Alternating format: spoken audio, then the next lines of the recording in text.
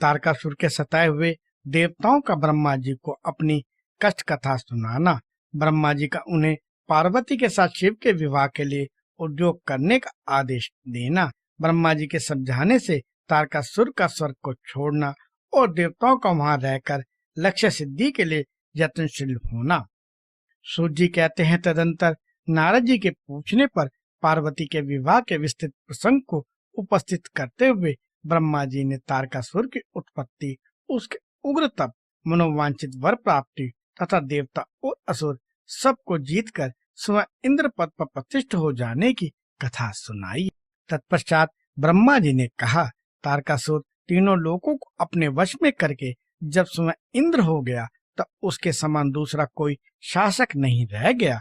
वह जितेंद्र असुर त्रिभुवन का एकमात्र स्वामी होकर अद्भुत ढंग से राज्य का संचालन करने लगा। उसने समस्त देवताओं को निकालकर उनकी जगह दैत्यों को स्थापित कर दिया और विद्याधर आदि देवयोनियों को स्वयं अपने कर्म में लगाया। मुने तदंतर तारकासुर ने सताए हुए इंद्र आदि संपूर्ण देवता अत्यंत व्याकुल और अनाथ होकर मेरी शरण में आए। उन सब ने मुझ प्रजापति को प्रणाम करके बड़ी भक्ति से मेरा स्मरण किया और अपने दारुण दुख की बातें बताकर कहा, प्रभु आप ही हमारी गति हैं, आप ही हमें कर्तव्य का उपदेश देने वाले हैं और आप ही हमारे धाता और उद्धारक हैं। हम सब देवता तारकासुर नामक अग्नि में जलकर अत्यंत व्याकुल हो रहे हैं।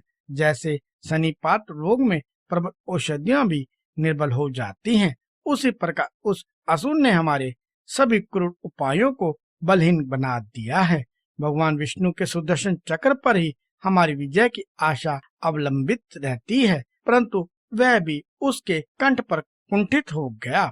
उसके गले में पड़कर वह ऐसे प्रतीत होने लगा था मानो उस असुर को फूल की माला पहनाई गई हो। मुने देवताओं का यह कथन सुनकर मैंने उन सब से समयोचित बात कही। देवताओं, मेरे ही वरदान से दैत्य तारकासुर इतना बढ़ गया है, अतः मेरे हाथों ही उसका वध होना उचित नहीं।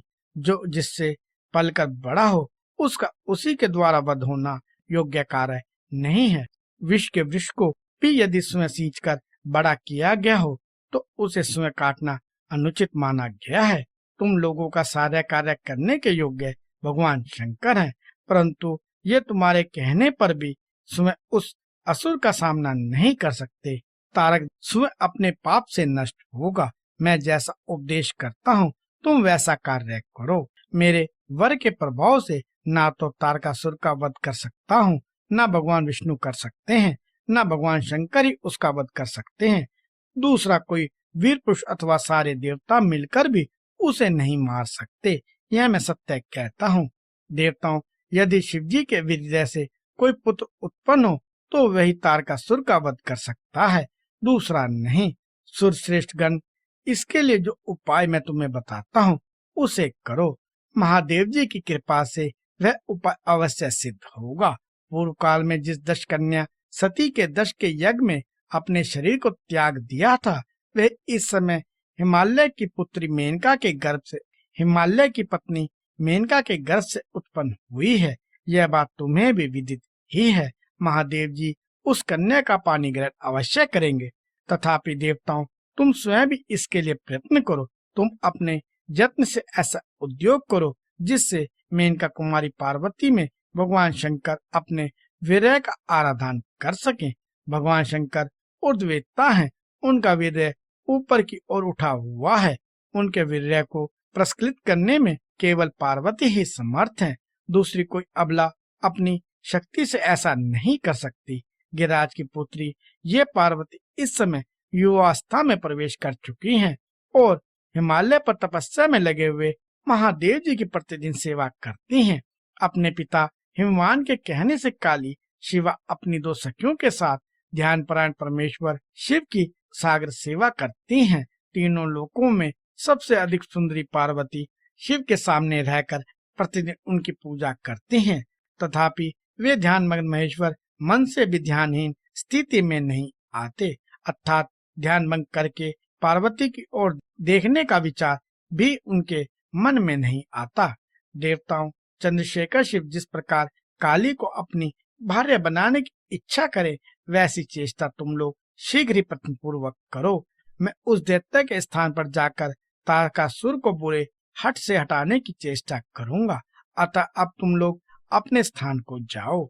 नारद देवताओं से ऐसा कहकर मैं शीघ्र ही तारकासुर से मिला और बड़े प्रेम से बुलाकर मैंने उससे इस प्रकार कहा, तारक, यह सब हमारे तेज का सार तत्व है, परंतु तुम यहाँ के राज्य का पालन कर रहे हो, जिसके लिए तुमने उत्तम तपस्या की थी, उससे अधिक चाहने लगे हो। मैंने तुम्हें इतना छोटा ही वर दिया था, स्वर्ग का राज्य कदापि नहीं दिया था, इसलिए तुम स्वर्ग को छोड़कर पृथ्वी पर राज्य स्थापित करो। सो असुर श्रेष्ठ देवताओं के योग्य जितने भी कार्य हैं, वे सब तुम्हें वहीं सुलभ होंगे।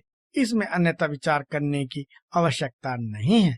ऐसा कहकर उस असुर को समझाने के बाद मैं शिवा और शिव का स्मरण करके वहां से अदृश्य हो गया। तारकासुर भी स्वर्ग को छोड़कर पृथ्वी पे आ गया और शोणितपुर में रहकर वह राज्य करने लगा। वे सब देवता भी मेरी बात सुनकर मुझे प्रणाम करके इंद्र के साथ प्रसन्नता पूर्वक बड़ी सावधानी के साथ इंद्रलोक में गए। वहां जाकर परस्पर मिलकर आपस में सलाह करके वे सब देवता इंद्र से प्रेम पूर्वक बोले, भगवान शिव की शिवा में जैसी भी काम मूलक रुचि हो, वैसा ब्रह्मा जी का बताया हुआ सारा प्रश्न आपको करना चाहिए। इस प्रकार देवराज इंद्र से संपूर्ण वृत्तांत निवेदन करके वे देवता प्रसन्नता पूर्वक सब और अपने अपने स्थान पर चले गए।